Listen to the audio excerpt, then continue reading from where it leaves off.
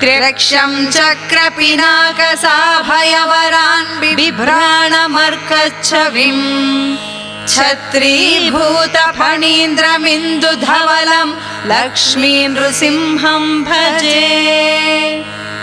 उपास्महे नृसिंहाख्यं ब्रह्मवेदान्तगोचरम् भयोल्लालितसंसारच्छेदहेतुं जगद्गुरुम्।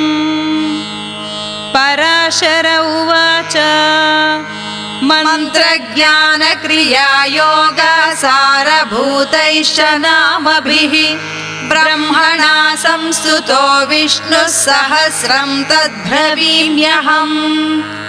ब्रह्म उवाच ॐ नमो नारसिंहाय वज्रदंश्राय वज्रिणे वज्रदेहाय वज्राय